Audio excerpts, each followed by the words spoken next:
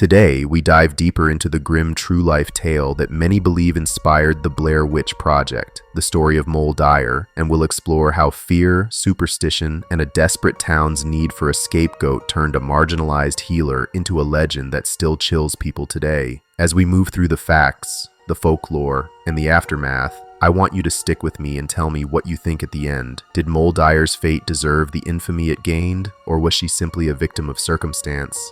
And if you enjoy deep dives into unsettling history and horror lore, make sure to subscribe to Barron Horror. Moll Dyer's life was small and hard from the beginning. She lived in Leathertown, a modest settlement near the Potomac River, during the latter part of the 1600s. Described in local accounts as a healer, Dyer eked out an existence treating ailments with gathered herbs and traditional remedies.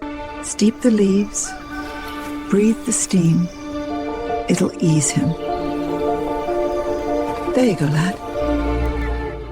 She lived in a rickety shack on the edge of town, poor and socially isolated. To many in Leathertown, she was an oddity, an old woman with a severe demeanor, a tall stride, and a presence that made superstitious townsfolk uneasy. Whether because of her appearance, her independence, or simply the human tendency to fear what we do not understand, the community treated her with suspicion, avoidance, and intermittent cruelty. Summer saw Dyer wandering the surrounding woods, collecting medicinal plants and observing the natural rhythms of the land. In town, she sometimes begged for a scrap of food or coin, and reactions varied. Some villagers handed over small offerings to spare themselves perceived retribution. Others crossed the street to avoid her gaze entirely. There is no record of Moll Dyer having committed any act that warranted the intensity of the hatred directed at her. Yet the seeds of rumor and fear, small, ordinary human whispers, grew into a broader cultural warning: be afraid of the witch who lives in the woods. That culture of fear reached its peak during the winter of 1697, a season of extraordinary hardship for Leathertown. Violent blizzards descended from the mountains, driving temperatures to lethal lows that froze livestock where they stood. In addition to the brutal weather, an influenza epidemic tore through the population. With limited medical knowledge and no effective means to slow or cure what afflicted them, the villagers were left terrified and vulnerable. In times like this, communities often seek explanations and culprits.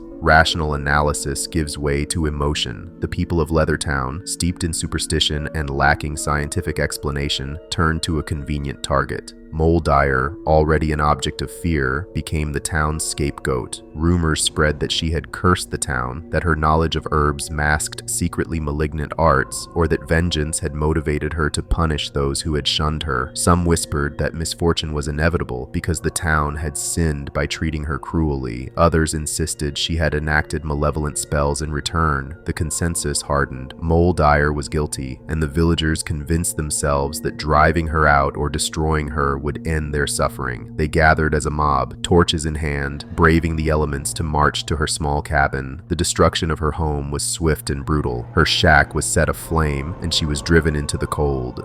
Fleeing into the merciless storm with little more than the clothes on her back, Dyer wandered for 2 days through blizzard conditions. She finally collapsed near a creek just south of town and died atop a protruding rock. A shepherd boy later stumbled upon her body and noticed one arm frozen, extended to the sky, a frozen, haunting tableau that fed the villagers' already fevered imaginations. Burn it! Oh, come on! She's froze solid. Her hand. Look at it. It's a sign. God help us. To their minds, this was not merely a tragic death, but a sign. Moll Dyer had cursed them even in death. What followed was a classic example of how folklore amplifies tragedy into terror. In the years after her death, Leathertown suffered poor crop yields, continued animal deaths, and further misfortunes. Each new disappointment was chalked up to Moll Dyer's lingering vengeance. Alleged sightings of her ghost circulated. People claimed to see a figure in the woods on the coldest nights or to hear a distant, eerie wailing. The stone where she died, later said to bear imprints of her hand and knee, became an object of dread. Stories flourished that the rock held her curse, that anyone who disturbed it would suffer, that the woods themselves had turned malevolent because of the injustice done to her. Centuries later in the 1960s, the tale resurfaced in a tangible way when a Washington Journal writer named Philip Love sought out the rock and, according to accounts, found it bearing the supposed imprints.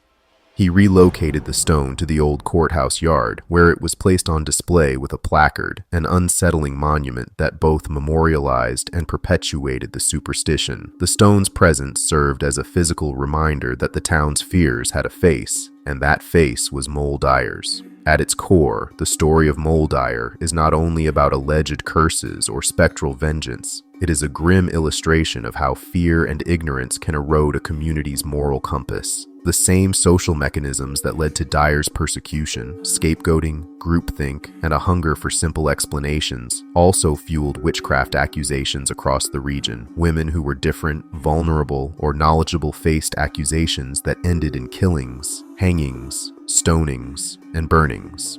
Dyer's tale is one among many, but it stands out because of the enduring, tangible relic of the stone and the way her story has been integrated into modern horror consciousness. This is where the connection to the Blair Witch Project becomes clear. The film's central motifs, a remote, forbidding forest, an isolated community asserting a sinister folk legend, a cursed or vengeful presence tied to a specific landscape, mirror the elements of Moll Dyer's story.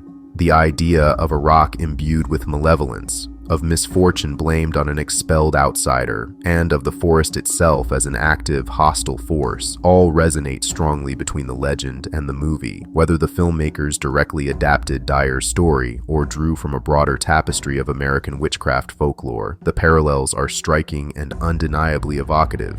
But there is another layer worth probing: the ethics of storytelling and the responsibilities involved when a real person's suffering fuels fictional entertainment.